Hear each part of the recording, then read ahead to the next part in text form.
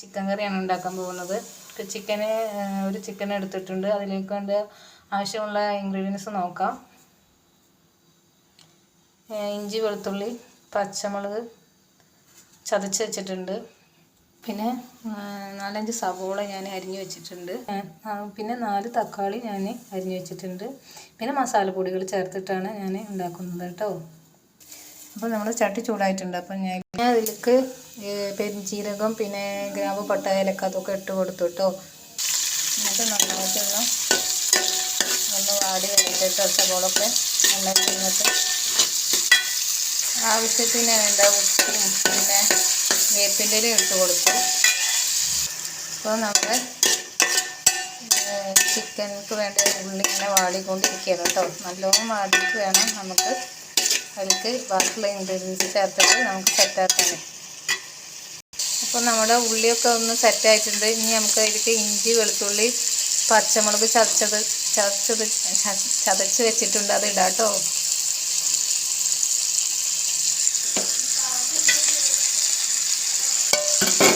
അപ്പോൾ ഞാൻ അതെല്ലാം ഇട്ട് കൊടുത്തു.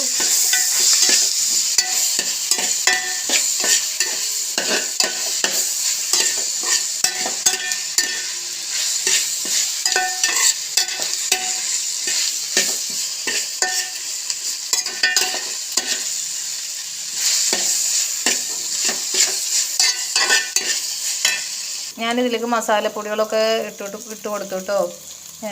ചിക്കൻ മസാലപ്പൊടി, കുറച്ച് മല്ലിപ്പൊടി ഇട്ടിട്ടുണ്ട്, പിന്നെ മുളക് പൊടി, മഞ്ഞൾപ്പൊടിയൊക്കെ ഇട്ട് കൊടുത്തു. ഗരം മസാലപ്പൊടി ഒക്കെ ഇട്ട് കൊടുക്കുക കേട്ടോ. ഈ ടൈമിൽ ഇതെല്ലാം ഒന്ന് സെറ്റായതിന് ശേഷമാണ് ഞാൻ തക്കാളി ഇട്ട് കൊടുക്കുന്നത്. ഇപ്പോൾ നമ്മുടെ ഉള്ളിയും തക്കാളിയും ഇഞ്ചിയും പച്ചമുളകും വെളുത്തുള്ളിയൊക്കെ മസാലയിൽ കിടന്നിട്ട് സെറ്റായിട്ടുണ്ട്. ഇനി നമുക്ക് ലാസ്റ്റുള്ളത് ചിക്കൻ ഇട്ട് കൊടുക്കാം കേട്ടോ. ഇതിലേക്ക് ഞാൻ മസാലയിലേക്ക് ചിക്കൻ ഇട്ട് കൊടുത്തു.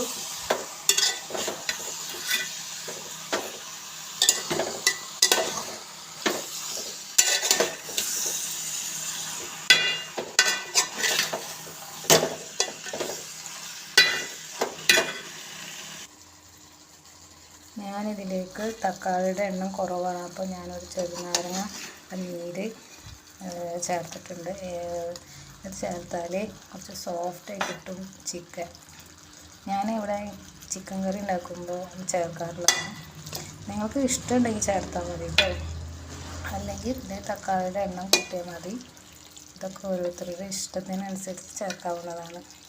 ഞാൻ ഇതിലേക്ക് ഒരു 1/2 കപ്പ്, ചെറിയ കപ്പില്ല, അതുകൊണ്ട് 1 കപ്പ് ഞാൻ വെള്ളം ഒഴിച്ച് കൊടുത്തു കേട്ടോ ചിക്കനിലേക്ക്. എന്നിട്ട് വെള്ളം ഒഴിച്ചതിന് ശേഷം ഒക്കെ ഒന്ന് സെറ്റായതിന് ശേഷം ഞാൻ എന്ത് ചെയ്തു, 1 ടീസ്പൂണ് കുരുമുളക് പൊടി ഇട്ട് കൊടുത്തു. ഇനി നമുക്കിത് ചെറിയ തീയിൽ നമുക്കത് ഇങ്ങനെ വേവിച്ചെടുക്കാം കേട്ടോ ചിക്കൻ. അപ്പോൾ ഇത്രയേ ഉള്ളൂ ചിക്കൻ കറി ഉണ്ടാക്കാൻ ഉള്ള പണി. അപ്പോൾ എല്ലാവരും ഉണ്ടാക്കി നോക്കുക. ഇഷ്ടപ്പെട്ടാൽ എല്ലാവരും ലൈക്കും കമൻറ്റ് ചെയ്യുക, പിന്നെ സപ്പോർട്ട് ചെയ്യുക. സബ് ചെയ്യാത്തവർക്കൊന്നും സബ് ചെയ്യുക കേട്ടോ. അപ്പോൾ ഇത്രയേ ഉള്ളൂ നമ്മുടെ ചിക്കൻ കറിയുടെ പണി. അപ്പോൾ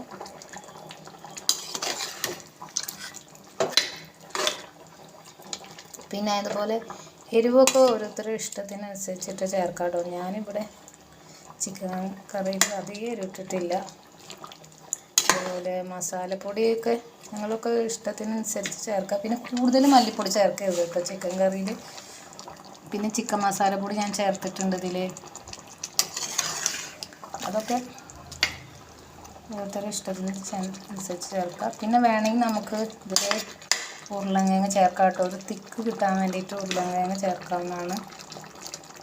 അപ്പോൾ ഞാൻ ഇനി ഇത് തീ കുറച്ച് വെച്ചിട്ട് ഒന്ന് സെറ്റാക്കുകയോ ചെയ്യുന്നുള്ളൂ.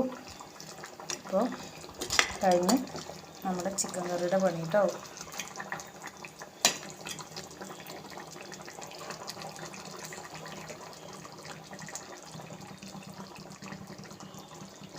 ഞാൻ ഇനി മൂടി വെച്ചിട്ട് സെറ്റാക്കുക ചെയ്യുള്ളൂ.